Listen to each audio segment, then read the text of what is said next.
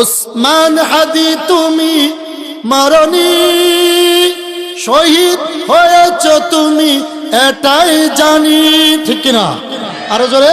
এই যে হাদি, ওসমান হাদি মারা গেল, উনি কিন্তু কোনো দলের না, কিন্তু উনি জামাত ইসলামরও ছাড় দেয় নাই, চরমুনারও ছাড় দেয় নাই, ও বিএনপিরও ছাড় দেয় নাই, আওয়ামী লীগকেও ছাড় দেয় নাই। হক কথা বলছে, যার জন্য যার জানাজাতে এমন লোক হইছে বাংলাদেশের কোন প্রধানমন্ত্রী মারা গেলে এত লোক হবে না। কথা কো না কেন? ঠিক কিনা জোরে কও। আমি মনে করি ওসমান হাদি মারা যায় নাই, আমাদের অন্তরে আছে। কথা কো না কেন? ওসমান হাদি তুমি মরনি, শহীদ হয়েছ তুমি এটাই জানি, ঠিক কিনা? আরো জোরে। ওসমান হাদি তুমি মরনি, শহীদ হয়েছ তুমি এটাই জানি। শহীদ হয়েছে না? কথা কেন কেন? দেখা তো হবে না আর এই জীবনে, দেখা হবে জান্নাত ফুল বাগানে, ঠিক কিনা? দেখা তো হবে না আর এই জীবনে, দেখা হবে জান্নাত ফুল বাগানে। এক হাদি লোকান্তরে লক্ষ হাদি জন্ম নিবে এই বাংলার ঘরে ঘরে, ঠিক কিনা? কথা কেন?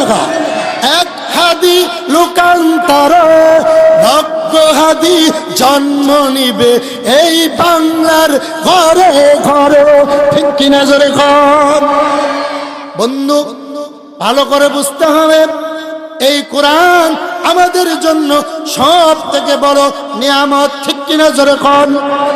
আমরা যদি সত্যিকারে কোরআনের পাগল হতে পারি, রসুলের পাগল হতে পারি, আল্লাহর পাগল হতে পারি, ইসলামের সৈনিক হতে পারি, এপারে ওপারে দুনিয়া আখিরাতে আমাদের শান্তির ব্যবস্থা করবেন কে? আরো জোরে। তাহলে আমরা ওসমান হাদির মতো সৈনিক হতে চাই।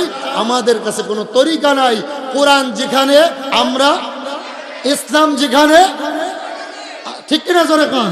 এজন্য একটি ওয়াদা আমি করাইতে চাই, কোন তরিকা কোন দল বুঝি না, কোরআনের জন্য যদি জীবন দিতে হতে পারে, শহীদ হতে পারে, রক্ত দিতে হতে পারে, তাহলে ভোলা বরিশালের মুসলমানদেরকে চালাইতে চাই। যুবকরা বলো, কারা কারা রাজি আছো? হাত তুলে একবার দেখাতে হবে। নাই তাকবীরের কেউ? বন্ধু, এবার আসুন আলোচনা করি। আপনাদের ধীর স্থির ভাবে গভীর মনোযোগ দরকার আছে তো? ধরে বলেন।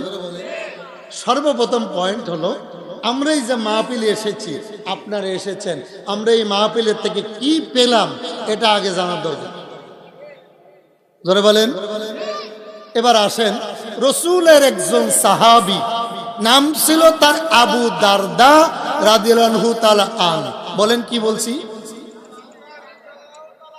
নবীজির সাহাবী। আমরা নবীজির উম্মত। আমরা, নবীজি বলছেন, লা ইউমিনু আহাদুকুম হাত্তা আকুনা আহাব্বা ইলাইহি মিন ওয়ালিদিহি ওয়া ওয়ালাদি ওয়ান নাসি আজমাইন। যে তার ঘর বাড়ি, ছেলে মেয়ে, স্ত্রী পুত্র, এমনকি নিজের জীবন থেকেও যদি আমি রসুলকে বেশি ভালো না বাসে, সে আমার পূর্ণাঙ্গ উম্মত, মুহাব্বতের উম্মত হতে, ইমানদার হতে পারবে না।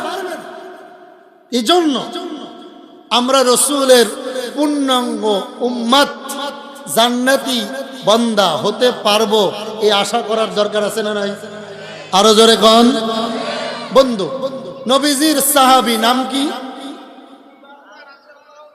মুখস্থ করে বাড়ি যেতে হবে, আর কোনো কথা নেই। এ ছোট্ট পিচ্ছি বাচ্চা একটু তাড়ান না ভাই, কোনো কথা নেই।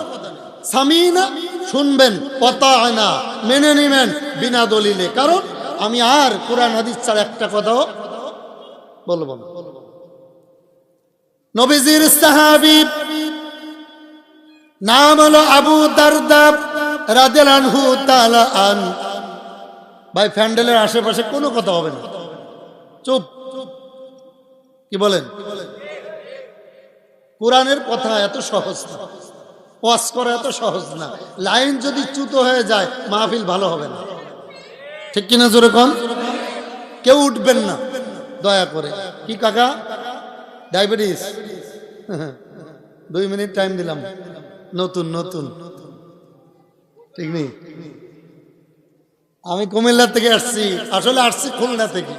আমার 4 দিনের সফর ছিল, ওইদিকে হুজুরে জানে, কথা বলছিলাম।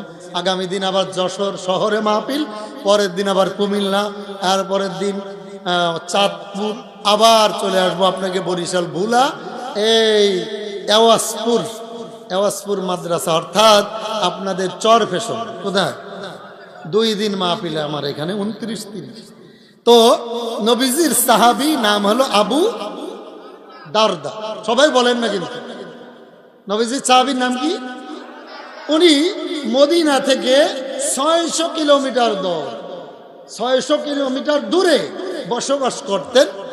এই জায়গার নাম ছিল দামেস্ক। নাম কি? হাদিস শরীফ আসছে, সহি হাদিস। জোরে বলেন, নাম কি? সাহাবীর নাম আবু দারদা। আর মদিনা থেকে কত কিলোমিটার? 600। আমি আপনাদের এখানে এসেছি যশোর থেকে, এই জায়গা 350 কিলোমিটারের উপরে, কিন্তু আমি আসছি লঞ্চে, গাড়ি দিয়ে, তারপরে অনেক কষ্ট করে সকাল থেকে আসরের নামাজ পড়ছি আপনাদের এই কি বাজার যেন বলে, না না, যেখানে নামছি আর কি, গাড়ি দিয়ে না, কিসের হাট? কুঞ্জের হাট, কুঞ্জের হাট নাম।